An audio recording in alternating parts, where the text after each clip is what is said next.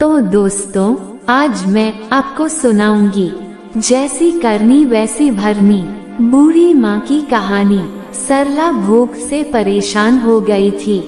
सुबह से रेखा ने उसको खाने के लिए कुछ भी नहीं दिया, क्योंकि सुबह नाश्ते में उसने आलू के पराठे बनाए थे और अब वह भी खत्म हो गए थे। इसलिए सरला दोपहर के खाने की राह देख रही थी। पर रेखा ने सुबह पेट भर के नाश्ता किया था, इसलिए वो दोपहर का खाना नहीं बनाने वाली थी। अत्यंत भूख से परेशान हो रही सरला रेखा के पास गई और बोली, बहू, मुझे बहुत जोरों से भूख लगी है, खाने के लिए कुछ भी दे दे।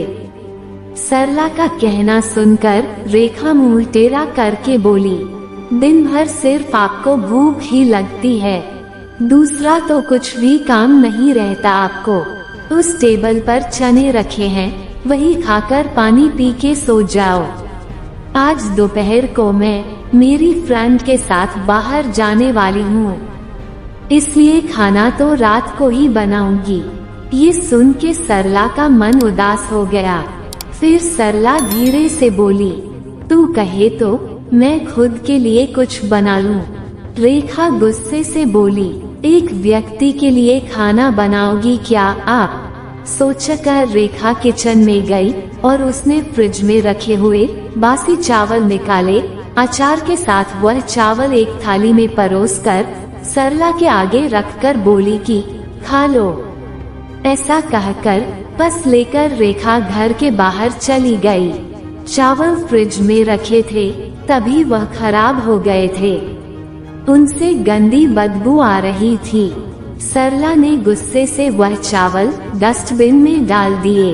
इसके बाद उसने दाल चावल निकालकर अपने लिए गरम गरम खिचड़ी पकाई और पुदीने की चटनी के साथ खाए और सब बर्तन घिसकर किचन साफ किया और चुपके से अपने रूम में जाकर सो गई।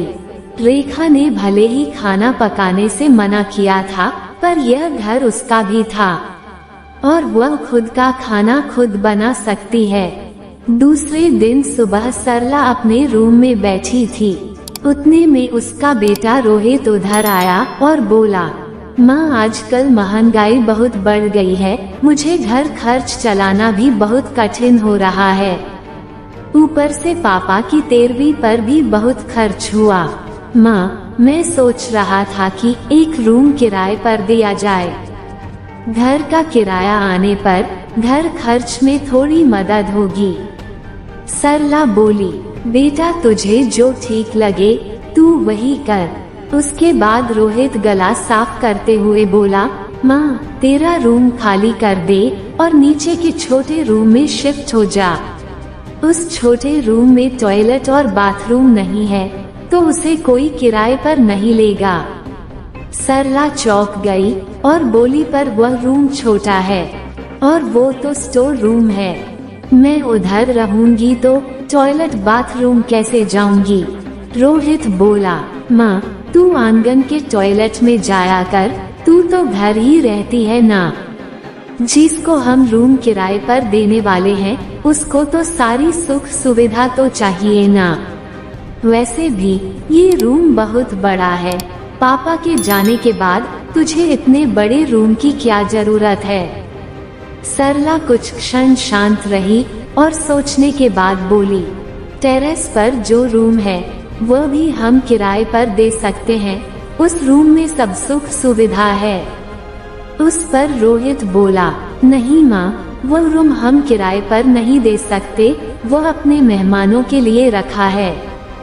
तुझे तो अच्छे से पता है कि रेखा के मायके वालों का आना जाना चालू रहता है, इसलिए एक्स्ट्रा रूम मेहमानों के लिए रखना पड़ेगा। सरला सब समझ गई थी कि बेटे ने तो उसका ही रूम किराए पर देने का निर्णय लिया है, क्योंकि वह बुढ़ापे में बेटे और बहू पर आश्रित थी। इसलिए रोहित ने जो कहा उस पर सरला ने ज्यादा विरोध नहीं किया। उसने अपना थोड़ा सामान लिया और छोटे रूम में शिफ्ट हो गई। उधर पुराने छोटे रूम में उसका जी घुट रहा था, तब भी वह उस रूम में दिन काट रही थी। नया किराएदार आया था। सब पहले जैसा चल रहा था। घर में आए हुए किराएदार का नाम राजू था। एक एनजीओ में काम करता था। वो हर रोज रेखा और रोहित, सरला के साथ कैसा सलूक करते थे वह देखता था। वह देखकर उसको बहुत बुरा लगता था। धीरे धीरे सरला राजू को अपने बेटे जैसा मानने लगी। राजू भी आते जाते सरला का हालचाल पूछा करता था और उसका ख्याल रखता था। रोहित और रेखा को सरला से कुछ लेना देना नहीं था। रेखा बचा हुआ खाना उसके थाली में रखकर जाती और बेटा तो उसकी तरफ देखता भी नहीं था। सरला तो पहले ही समझ चुकी थी कि उसका बेटा अब पहले जैसा नहीं रहा, वो बदल गया है। फिर भी वो आंखें बंद करके किसी पालतू पशु जैसी उस घर में रहती थी, क्योंकि बुढ़ापे में उसको दूसरा किसी का सहारा नहीं था। रोटी के 2 टुकड़ों के लिए उसको उनके सहारे रहना पड़ रहा था। कभी कभी सरला को बहुत रोना आता था। सरला राजू को अपने मन की बातें बताने लगी। उनके पति की मौत बेटे की लापरवाही से हुई थी, पर वो ज्यादा नहीं बोल पा रही थी। जब पति काम पर जाते थे तब घर में हम दोनों को बहुत मान सम्मान मिलता था। जब वो काम करने में असमर्थ हो गए तब रोहित को उन्होंने घर खर्च में मदद किया कर ऐसा कहा। यह बातें रोहित के मन को बहुत लगी। जब तक पति घर चला रहे थे रोहित अपने सब पैसे बचा लेता था, पर अब शर्म से और मजबूरी में उसको घर खर्च चलाना पड़ रहा था। धीरे धीरे माँ बाप का खर्च उसको बोझ लग रहा था, लेकिन वह स्पष्ट रूप से कुछ भी नहीं कह सकता था। इस बीच पति का स्वास्थ्य बहुत बिगड़ गया और वह चल बसे। डॉक्टर के पास जाने से पता चला कि उनको निमोनिया हुआ था।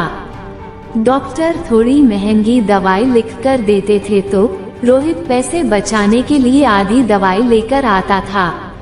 शुरू में पति का स्वास्थ्य सुधर गया था, तब रोहित ने उनकी गोलियां औषधि बंद कर दी थी। पति भी इन चीजों पर ज्यादा ध्यान नहीं देते थे, लेकिन एक रात में उन्हें सांस लेने में बहुत परेशानी हुई। सरला बहुत घबरा गई और वह भाग के गई और रोहित के कमरे का दरवाजा ठोकने लगी और कहने लगी कि पापा का स्वास्थ्य बहुत बिगड़ गया है, चल हम उन्हें डॉक्टर के पास लेकर जाते हैं। उस पर रोहित बोला, माँ मुझे अब सोने दे, मुझे बहुत नींद आ रही है। हम सुबह पापा को डॉक्टर के पास लेकर जाएंगे। ऐसा कहकर उसने दरवाजा बंद कर लिया था। सरला रात भर पति के तकिए के पास चिंतित बैठी रही। कभी छाती को तेल लगाकर मालिश कर रही थी तो कभी भाप स्टीम दे रही थी, पर भगवान को कुछ अलग स्वीकार था। सुबह तक उनकी की मृत्यु हो गई थी। घर में कब्रिस्तान जैसी शांति थी। रोहित रोने का नाटक करने लगा। रेखा तो ऐसे रो रही थी कि जैसे उसको वास्तव में ससुर चले गए इस बात पर बहुत दुख हो रहा हो। सबसे ज्यादा धक्का लगा सिर्फ सरला को, पर वो कुछ बोल नहीं पा रही थी।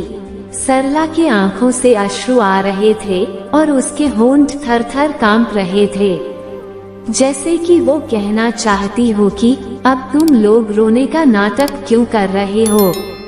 मेरे पति की मौत के आप दोनों जवाबदार हो। पर वो कुछ बोल नहीं पाई। क्रियाकर्म कर दिया गया।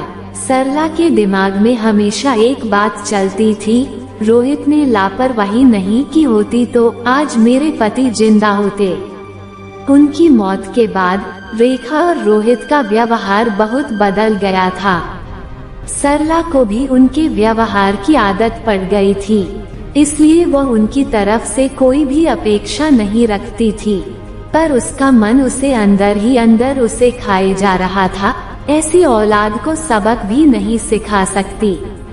एक दिन उनका किराएदार राजू उसके पास आया और सरला को कुछ बातें उसने समझाई। वह बातें सुनकर सरला के आंखों में एक नई उम्मीद जगी। दूसरे दिन सुबह सरला रेखा और रोहित के पास आए और बोली, मुझे तुम दोनों से बहुत जरूरी बात करनी है। मुझे ऐसा लग रहा है कि तुम दोनों को मेरे साथ रहने में प्रॉब्लम है, इसलिए मैंने सोचा कि मैं वृद्धाश्रम में रहूंगी।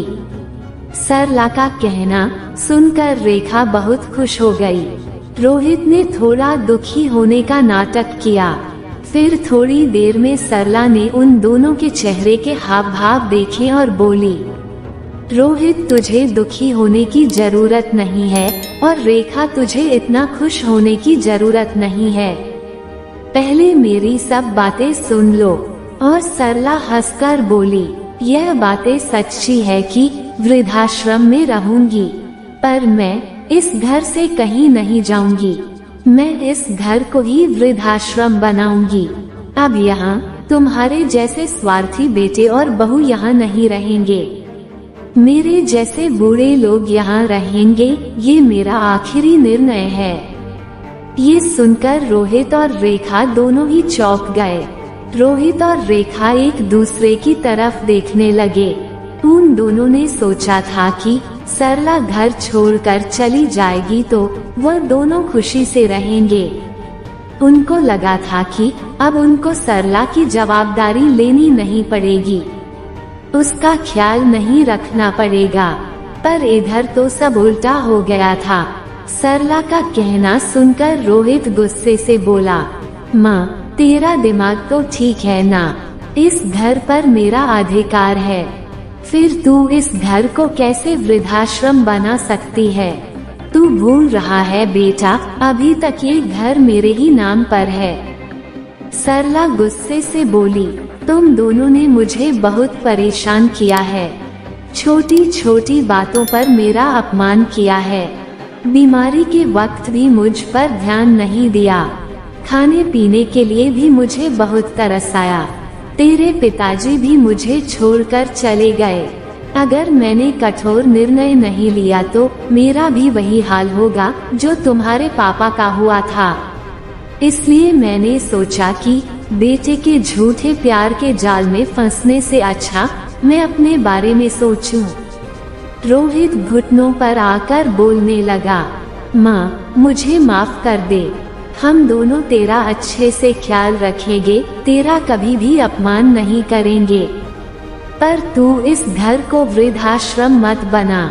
माँ थोड़ा सोचकर तो देख हमारा क्या होगा। सरला ऊंची आवाज में बोली, मैंने और तेरे पापा ने तुझे अच्छे संस्कार दिए थे, फिर भी तूने सिर्फ तेरे परिवार के बारे में ही सोचा, हमारा नहीं।